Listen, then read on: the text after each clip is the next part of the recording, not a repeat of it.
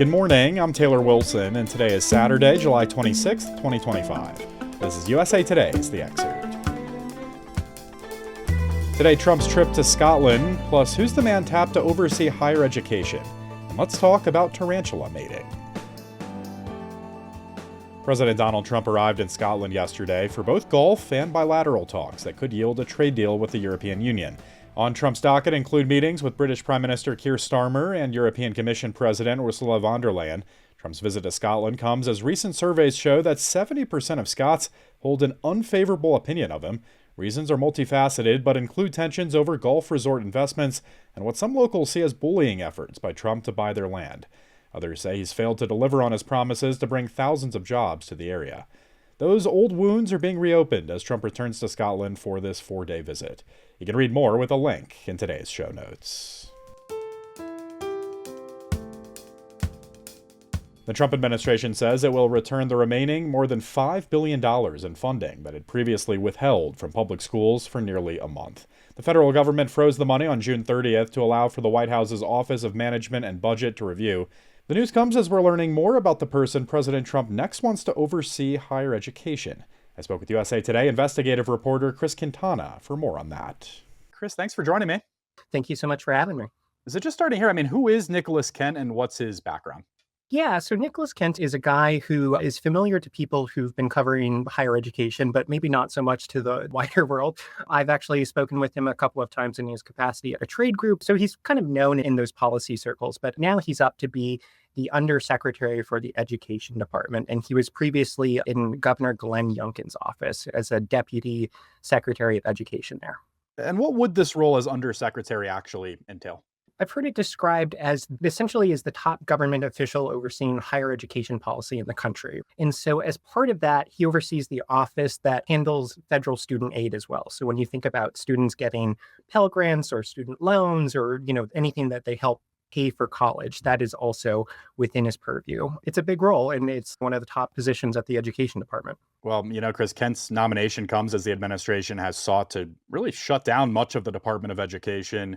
Can you just talk through some of the broader context in this moment as it pertains to the Trump White House and the Education Department?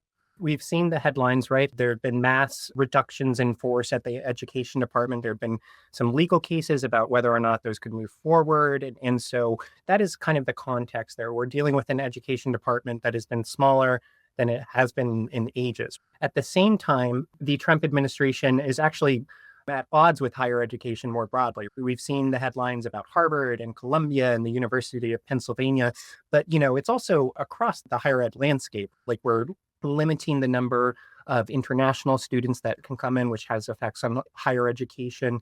There's been freezes to research funding. There's been a bunch of civil investigations for public and private universities that aren't the Ivies. And so it's a busy time in the world of higher ed. Well, bringing it back to this move specifically around Nicholas Kent, what do you hear from Education Department officials about this move? He comes highly recommended, specifically tied to his policy chops. In my conversations with folks, I've heard often that he has a deep well of knowledge of technical details related to federal policy. And so that is kind of the background that the Education Department is putting him forward in. And, some of the other folks that I've spoken to in the sector, they also have mentioned that, he just knows policy in and out and has a really deft way of navigating the government.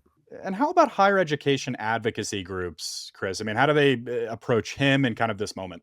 It's really interesting, actually. The American Council on Education, which is one of the largest trade groups for higher education, is broadly opposed to a lot of the actions that the Trump administration has taken towards the sector, right? But they did actually endorse Nicholas Kent, saying he understands policy, he's fair, he's someone who has the capacity to be in this role. And so it's an interesting juxtaposition to see some of these groups that have been broadly opposed to some of the actions from the Trump administration towards higher ed come actually support or at least endorse this individual.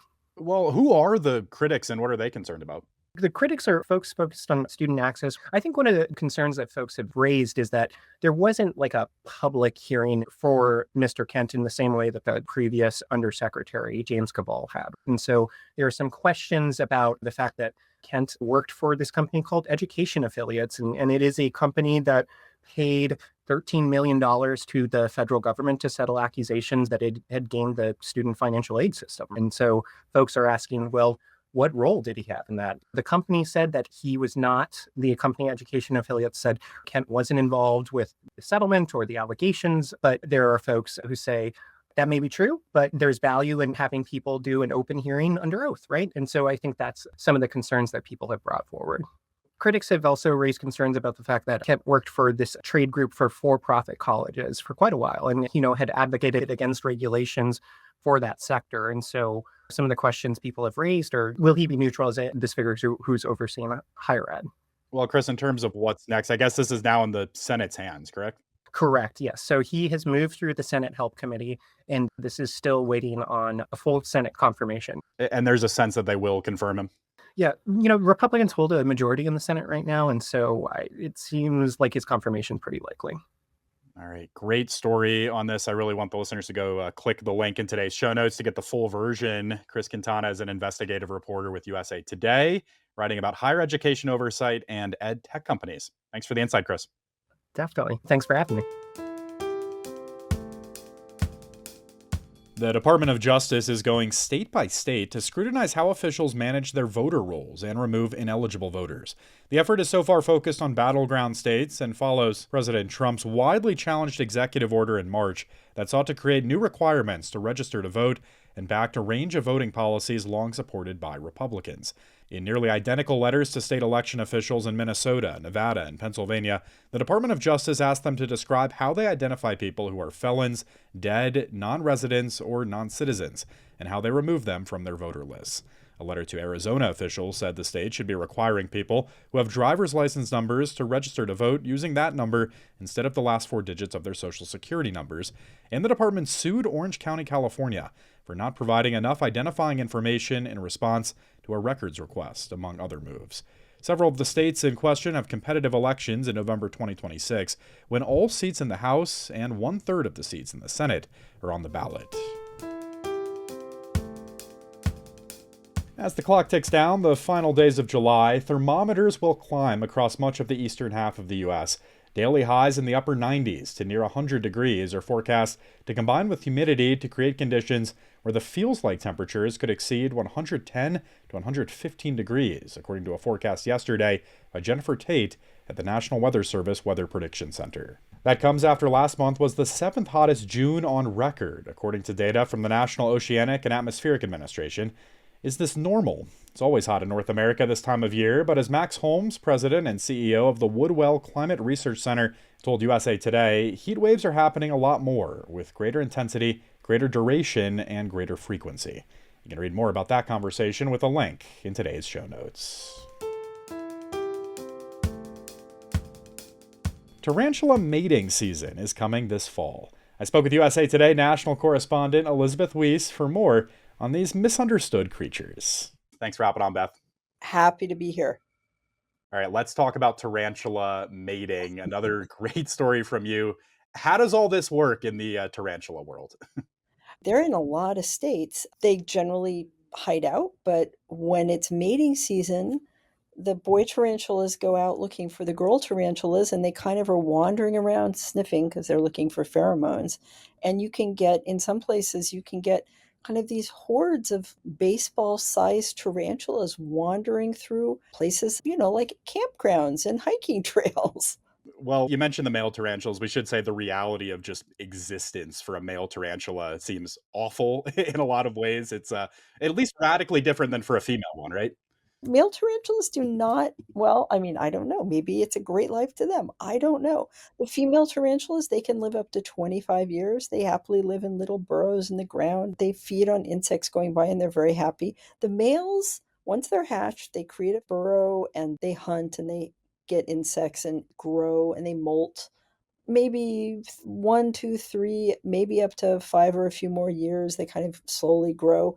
But when they are big enough that they're ready to go out and find a mate, they wander around, they find a mate, and then chances are the female's going to eat them. And even if she doesn't eat him, he has so exhausted himself with mating and the mating dance that he almost always dies. Things to be grateful for about being a human sometimes, Beth. Exactly. You mentioned like it's surprising to some folks that these tarantulas pop up in corners of the United States. Where and when will this take place? They like to live in kind of arid desert or chaparral conditions. And so they tend to come out in the late summer, early fall when you start to have a weather shift and you might get the first fall season rain. So it's still warm, but there's more moisture, which means there's more insects, which means there's more food for them. And they're usually out kind of in the late evening to early dawn, but you could be a camper and be out, or they could wander into your tent. Many folks would agree these are at least creepy looking, but do they pose any threat to humans? That's the thing. They really don't. They're in horror movies, so you think, oh my goodness, these things must be just awful. But really, they can bite. They do have venom. They're not going to bite you unless you, like, as one California parks guy said, they are wild animals. Do not pick them up. Do not try and hug them. Leave them alone. They're timid. They don't want anything to do with you. If you pick them up, they might bite you. If you get in between a male and a female who are trying to mate, they might bite you. Or if a female's defending her eggs, she might bite you. So the thing is, they're not huge. So stay a ways away, take a picture, but leave them alone. And why are they so important ecologically speaking, Beth? Yeah, that was interesting too. I mean, they're kind of this important piece of these desert, semi-desert ecosystems because they're killing certain insects. They create burrows that actually other animals then go live in after the tarantula is gone. So they're important to create habitat. And they're actually food for bigger things like foxes and coyotes. And they're kind of a piece of a food chain. And one of the naturalists I spoke to said, if you see a landscape that should have tarantulas in it and you find tarantulas there, it actually is kind of an early indicator that the ecosystem is doing well and is healthy. Elizabeth Weise is a national correspondent with USA Today. Thanks, Beth. Happy as always. Issues around transgender college athletes continue to take hold of the U.S. political spotlight. Trans rights and the civil rights of transgender people have become a very animating issue for Republicans, and Democrats are taking notice of that. That was USA Today education reporter Zach Shermley. Zach and I recently sat down to talk about the issues from a political and education perspective. You can hear that conversation right here tomorrow, beginning at 5 a.m. Eastern Time on this feed. And thanks for listening to The Excerpt. You can get the podcast wherever you get your audio. And if you're on a smart speaker, just ask for The Excerpt. I'm Taylor Wilson, and I'll be back tomorrow with more of The Excerpt from USA Today.